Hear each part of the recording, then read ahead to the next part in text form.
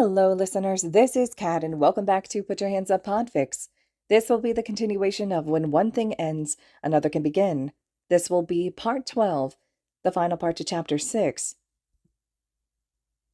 Shoto blinked, trying to drag himself into full consciousness. His head hurt. The first thing that he noticed, forcing his eyes to stay open, was the white roof, which meant that he wasn't at home. Which then raised the question of, where was he? He managed to roll his head to the side, empty infirmary beds coming into view at the same time the muffled noise of the stadium managed to process. Sports festival. He was given a moment to relax, now knowing where he was, until he realized he had absolutely no idea how he'd gotten here. Gritting his teeth, he forced himself to sit up. It didn't help with his headache, but it gave him a chance to look at the other side of the room, which made him realize he wasn't alone. Midoriya was a couple of beds over, sitting up and watching the small television that was playing footage from the festival quietly, one leg wrapped up.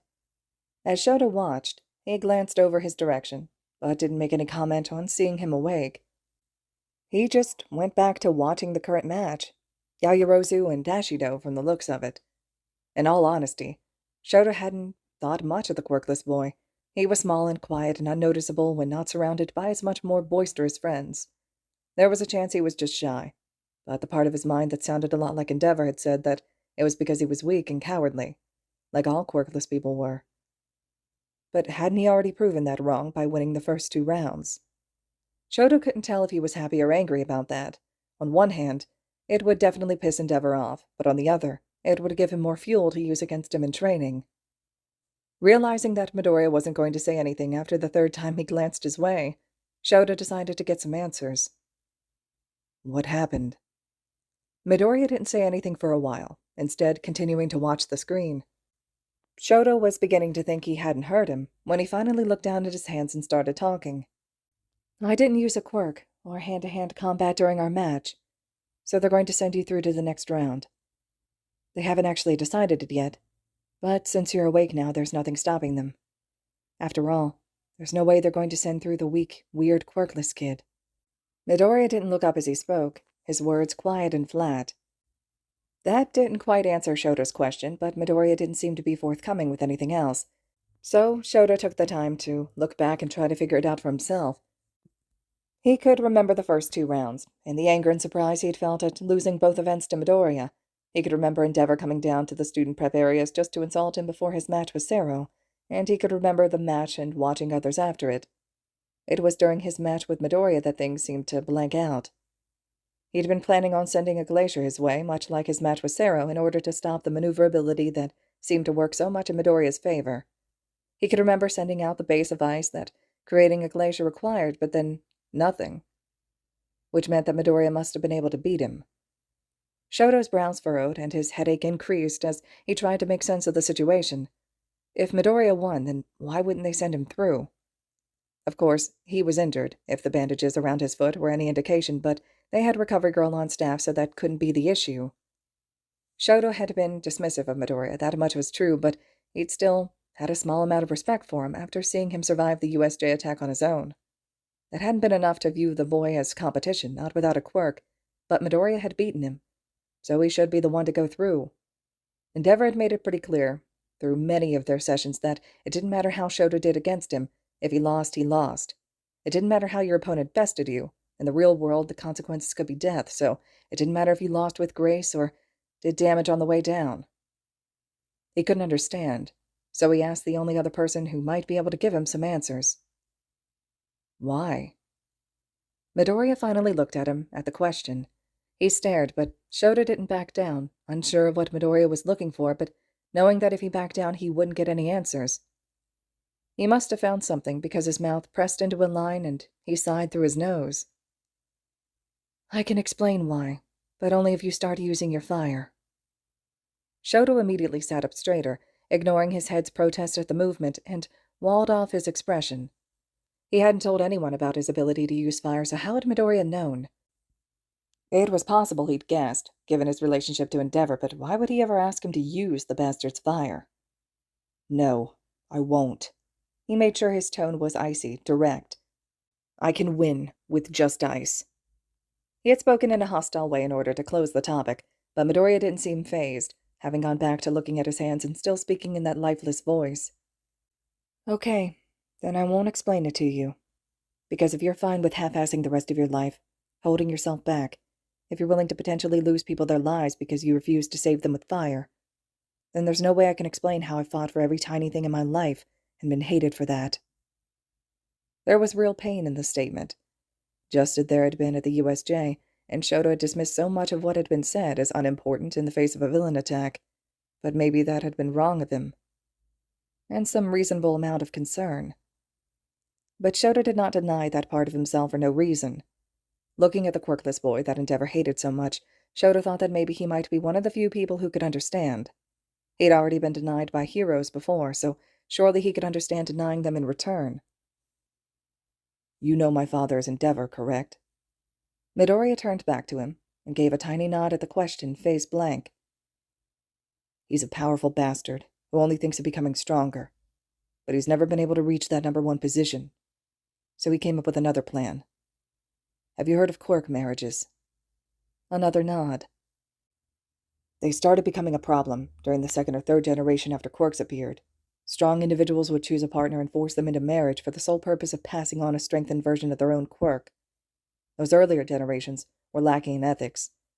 With his mind on wealth and fame, my father made my mother's family agree to the marriage, all to get his hands on her quirk, raising me as a hero who could excel All Might, just to fulfill his own ambitions. He raised a hand to his face, tracing the marred skin with his fingertips. In my memories, my mom was always crying. I can't stand to see that left side of yours, she said, before throwing scalding water in my face. He looked across to Midoriya then, but the boy remained unmoved, just listening silently. Not using my left side against you was my revenge on him. Never using my rotten father's quirk, by rising to the top without using it, I'll have denied him everything. Shoto waited for a reaction. What kind he wasn't sure, but he wasn't expecting another nod. That makes sense. What's that supposed to mean? People without quirks are nothing more than empty shells, blank spaces with no use to society. There's no way one of those could become a hero. That's what Endeavor said to me when I asked if I could be a hero. Midoriya balled his hands into fists before relaxing them again, repeating the motion as he continued to talk. There has only ever been one person who said I could be a hero, Todoroki. If you want to define yourself by your father, fulfill his wishes by being #1 hero, even if you only do it with ice, then fine. But just know, I would have died to have had a fraction of your power, while you won't even try to save yourself with what you have. Shoto was taken aback by that answer. This reply wasn't that of a weak, empty shell of a person like Shoto might have been led to believe Midoriya was. He hadn't realized Midoriya had spoken to Endeavor, let alone asked the man if he could be a hero. Midoriya still looked small, sitting on the infirmary bed, but when he finally raised his head to look at Shoto and their eyes met, the emotion there reminded Shoto of every time he'd fought Endeavor. The fire, the anger he'd felt, the need to be better. But there was no hate in Midoriya's eyes, no spite. He was faced with the realization that he knew next to nothing about his classmate, aside from a few comments shouted at the hands of a villain, and that he was quirkless. Yet he was still fighting, had friends, and somehow wasn't bitter at his place in life. Shoto wasn't the best at social interaction. Never had been, and Endeavor schedules and regimes had only pushed him further from his peers, so he had to take a moment to try and figure out a response to Midoriya, and also to get his own thoughts in order. Of course, that was the moment Endeavor decided to slam open the door. His spine instantly straightened, and he felt his right side activate by the tiniest amount in preparation for an attack. Unfortunately for him, what came was a verbal attack, nothing his right side could defend against. Do you think this is a joke? I made you better than this. You are pathetic, a disgrace, a petulant child who's destroying your chance of becoming #1 like I trained you to. Is that why you're doing this? He stepped forward again, slowly growing closer. To spite me? Part of your petty little rebellion? You're lucky I'm even considering taking you back after you lost to a weak, quirkless, cheating piece of shit 3 times. 2 events in indirect combat. Even cheating shouldn't be something that can get the one-up on you with your training, with your blood. You dishonorable, stubborn, stupid little child. Through all of Endeavor's accusations, Shoto stayed silent, taking it in with his usual cold indifference. Weathering these rants was easy enough, since his words didn't matter. Only defying him mattered. which is the only reason he paid any attention to what was being said. He ignored that the words still had an effect on him. He refused to believe that Endeavor had any power over him, at least when it came to his thoughts and choices. But what had Midoriya just said, about fulfilling Endeavor's wishes even if it was done in a rebellious way? He was perfectly content to ignore Endeavor, lost in his thoughts, until he caught movement in the corner of his eye. He'd honestly forgotten Midoriya was in the room, and Endeavor hadn't seemed to notice he was there at all, not with how intent he'd been on yelling at Shoto. There was a moment that Shoto hoped Midoriya had just been shifting in discomfort and wasn't going to speak up or draw attention to himself after hearing the bare basics of what Endeavor thought of him. That moment ended when Midoriya stood up from his bed and walked across the short distance to plant himself in front of Shoto. Shoto watched, wide-eyed. No one got between him and Endeavor. The only person who'd ever tried had been his mother, and he'd never ask it of his siblings, not when they'd just be hurt and gain nothing. No one dared oppose the number 2 hero.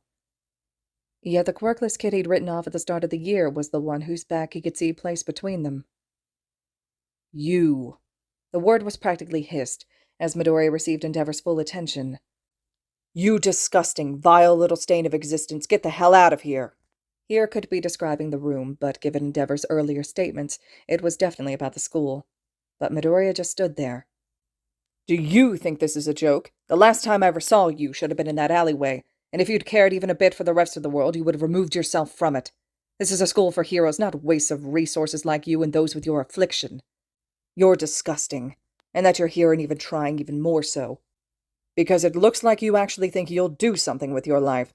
Well, since my words clearly didn't stick with you when you asked me if your pitiful self could be a hero, let me spell it out for you.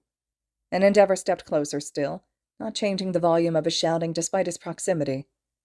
Shoto knew it was hot being that close to Endeavor, but Midoriya was just standing there, not looking at the hero. You are nothing. You are pathetic and so selfish that you've taken a spot away from someone who could actually become a hero just to feed whatever sick fantasies that take up the space where you should have a brain. Even a sickly kid with a weak quirk would be a better use of everyone's time than you.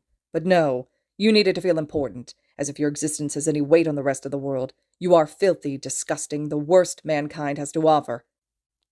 Shoto shouldn't have to breathe the same air as you. He's going to be the perfect hero because I created him that way, but even given an eternity with you, it's the best I could do is end your pitiful existence. And then Endeavor raised his hand. Shoto's eyes went wide. What are you doing? At this point, he couldn't tell who he was talking to, the person taking so much abuse in his place, or the abuser who was about to hurt someone else for the crime of standing up to him. Midoriya didn't move. It was only because of the slight angle he was on that Shoto could see the way he glanced at the hand. Thank you for telling me why you think quirkless people can't be heroes, but this is an infirmary and I didn't ask what you thought. Please leave before I call in Recovery Girl and maybe security. That way they can review the camera footage of you entering this room and then leaving, while in the same span of time I got a new injury. Midoriya shifted his stance slightly, turning just a bit more as if prepared to fight the hero, before looking directly at Endeavor's face. People may not like me or think I should be here, but UA as an institution can't afford more bad press at the moment, and an incident such as a hero hurting one of their already injured students would be something they'd have to act on. If Shoto let out a breath right now, he was certain it would come out in a cold cloud with how frozen he felt. But he didn't dare breathe, not when Endeavor looked like he was going to explode into fire and turn that on Midoriya. If it came to that, there would be nothing Shoto could do. His mother's ice alone wouldn't be able to stop an inferno like that, and he couldn't use fire. The room temperature increased along with the flames on Endeavor's face and costume, hand still raised, before it slowly, haltingly, lowered. Shoto watched as the number 2 hero took a step back, conceding to a quirkless 15-year-old. Keep trying to be a hero, useless freak. The whole nation will watch you fail and reveal just how useless, worthless, weak, and pathetic you and your kind really are. The last words were spat out, filled with hate. Midoriya remained unmoved, not speaking up to defend himself, though Shoto thought he saw him flinch at the list. Endeavor decided he was done with Midoriya, then turned his attention to Shoto. I'll be talking with you later, Shoto. Not waiting for a response. He never did. His words would be followed or there'd be hell to pay. He turned, stomping out of the room. It was only then that Midoriya spoke, quietly enough that Endeavor probably didn't hear, but Shoto could still pick up his words.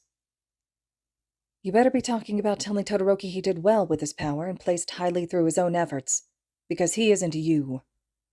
Neither of them moved as they watched him go. Only when the door slammed shut did Shoto feel like it was safe to breathe, immediately addressing Midoriya. What just happened? What was that? Midoriya half turned to him, meeting his questioning gaze with an empty face and pain-filled eyes.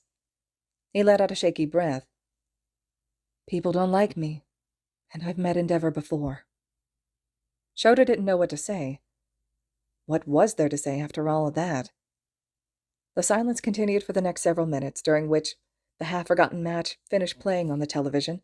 Midoriya sighed as he watched Yaoyorozu help Ashido up and off the arena. If you want to win against Bakugo, because he is going to be one of the finalists, and prove that you're not defined by Endeavor, then you have to use your full power.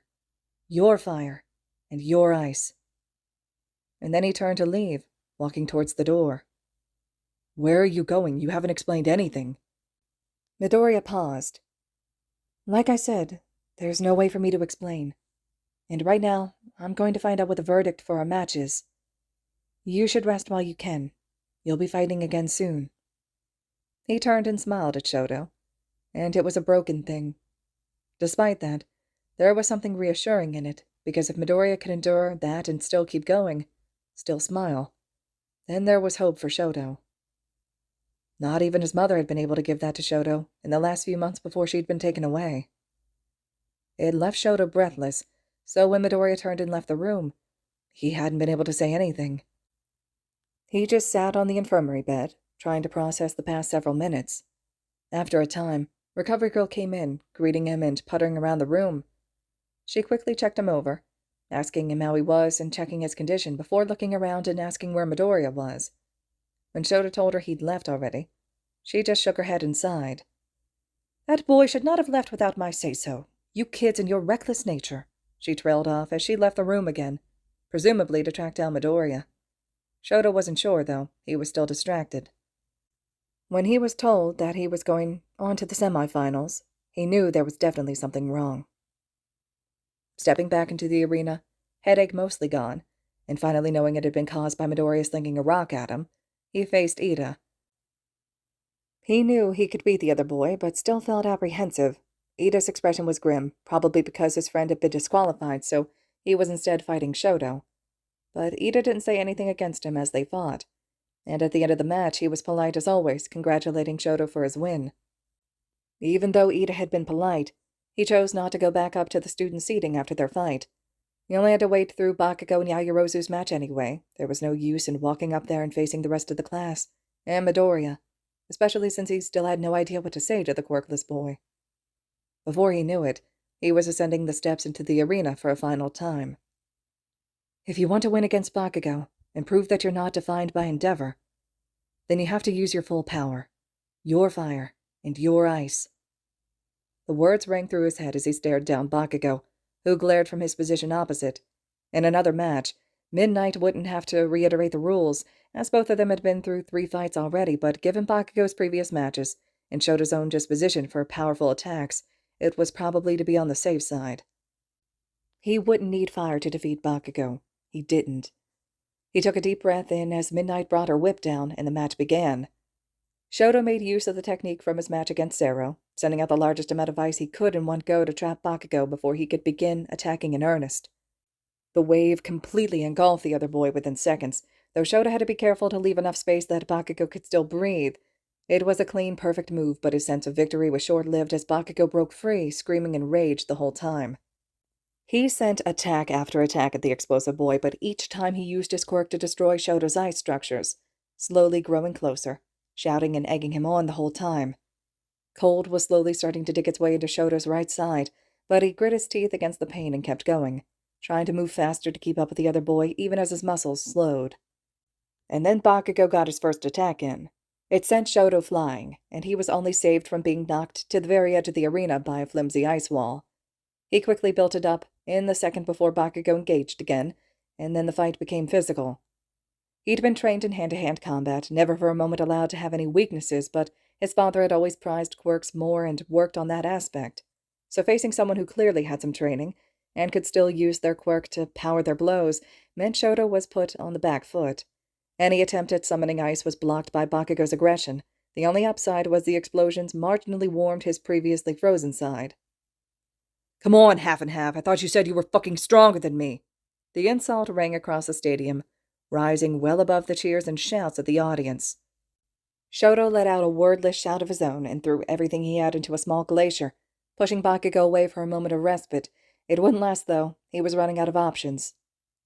If you're fine with half-assing the rest of your life, holding yourself back, if you're willing to potentially lose people their lives because you refuse to save them with fire, then there's no way I can explain how I've fought for every tiny thing in my life and been hated for that. He couldn't help it.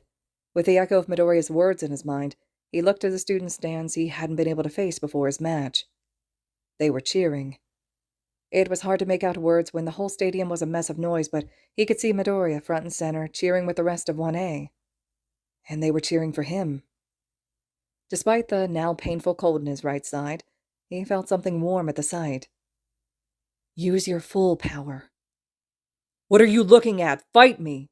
Bakugo's words, along with the sound of shattering ice, brought him back to the match. No glacier would keep Bakugo contained, not if he'd broken through the first one, and had also been able to blast through Uraraka's meteor shower. He needed Bakugo to stay away, to push him out of bounds, and he couldn't do that with ice alone. He felt the ghost of a memory pass him, his mother, telling him that he could be whatever he wanted to be, that he wasn't a slave to his bloodline. The warmth he'd felt earlier spread through his body, and then escaped, his left side bursting into flames. Finally! Bakugo's grin was bordering manic, but Shoto didn't think anything of it, instead embracing the feeling of the flames licking his skin. It was uncomfortable in a way, but distantly familiar. He let out a small smile of his own when he sent the first wave of fire at Bakugo, and the other boy had to jump back to avoid it. The fight became a dance then. Bakugo refused to be corralled, using explosions to propel himself over fire and send his own attacks down on Shoto. Using fire felt clumsy, like a limb that had fallen asleep and was now filled with pins and needles, but he managed to use it long enough to catch Bakugo off guard when he sent a pillar of ice at him. And wasn't it amazing that his right side only felt the slightest touch of frost at that? But instead of being flung away, Bakugo took the attack in stride, letting it launch him into the air, and slowly building up a series of explosions, spinning as he fell. Shoto didn't have enough time to build up a proper defense, only a thin sheet of ice between him and Bakugo as he came down screaming, "Howitzer, impact!" The attack went straight through his defenses, and then some, sending Shoto straight through his backup wall of ice and out of the arena. He hit the wall with a thud that sent all the air out of his lungs, collapsing onto a pile of his shattered ice. Even as he heard Bakugo be named the victor, he felt a sense of peace. It had felt good to finally use both halves of his quirk. It felt right. He passed out, with ways to thank Midoriya running through his mind. Izuku watched the award ceremony from the student stands, bracketed by Shinso and Uraraka. All Might was giving out the medals, first to Yaoyorozu and Ida, both in third place. Izuku was incredibly happy for Ida, given how much he'd spoken about wanting to make his parents and brother proud through the festival. Then it was time for Todoroki. Izuku wasn't sure what to make of him, but he knew without a doubt that Todoroki needed help, especially after hearing what Endeavor had said to him in their one-sided shouting match. Seeing the way Todoroki closed up and prepared for an attack at the sight of Endeavor had made it so easy to step between the two of them. After all, he'd always stepped between bullies and their victims. It had helped that he hadn't been fully present. Ever since the call for disqualification, he'd felt himself retreating back into that empty place. It had helped that Endeavor's words had been the same as those he had heard before, speaking in the voices of the stadium that had called him a cheater, after they had seen how he'd won, and how it had gotten ugly once they found out he was quirkless. Of course, the rumors had still been circulating since the first day of UA, but they'd increased once again in the lead-up to the festival. However, no one besides the group of first-years that had challenged 1A had known for sure that there was a quirkless student in the school, so the rumors hadn't amounted to much. But then he'd taken out Todoroki with his sling, and their match had become heavily contested, so of course, quirks had come into question. There was no coming back from that reveal and the screams that had followed him all the way to the infirmary. He was knocked from his train of thought as Todoroki's voice rose above the general murmurs of the stadium. "Thank you for this honor, and for this position, but I would like to politely refuse the medal." The stadium erupted into noise at Todoroki's declaration. However, after a fair amount of prompting from All Might, Midnight, and Present Mike, The clamor died down enough for All Might to ask Todoroki to explain himself. I fought in the last 2 matches because I didn't want to dishonor my opponents, as they worked hard and it would have been wrong of me to slight them by not acknowledging the effort and fighting hard in return. But I lost my second match of this round to Midoriya Zuko, and should not be the one up on this podium. The noise level increased once again, and took even longer to quiet this time. All Might followed up with a short speech on honor and respect, praising Todoroki for his sportsmanship, and would therefore honor his request and leave the second place empty this year. Izuku felt a small smile creep onto his face. He hadn't expected that. After his confrontation with Endeavor and his talk with Todoroki, he'd found out the results of their match, and found a spare janitorial closet to cry in for a good 10 minutes. But once he'd gotten the worst of it out, he'd left the closet to rejoin the rest of his classmates, tears more or less cleared up, even if his face had still been red. Last time he'd spoken with Endeavor, he'd made a decision to keep going, and now that he actually had friends and a hero who believed in him, along with a handful of useful skills, the decision was easier. Of course, not all people were as trustworthy as they seemed. Nezu had done an awfully good job pretending, so much so that he had forgotten that he had to be careful where he placed his trust. Izuku could understand why he had called the verdict in Todoroki's favor, but that didn't stop it from hurting. His eyes still felt itchy, and his throat raw, but Todoroki's reaction gave him a bit of hope. He had expected for something to go wrong, if he did well, something to hold him back or pull him down, but he hadn't predicted Todoroki's reaction. He just had to see if he could predict the reaction of the rest of the world. All right, listeners, this concludes Chapter 6 of When One Thing Ends, Another Can Begin. Chapter 7 will be up next. I hope you all are still enjoying, and as always, thank you so much for listening.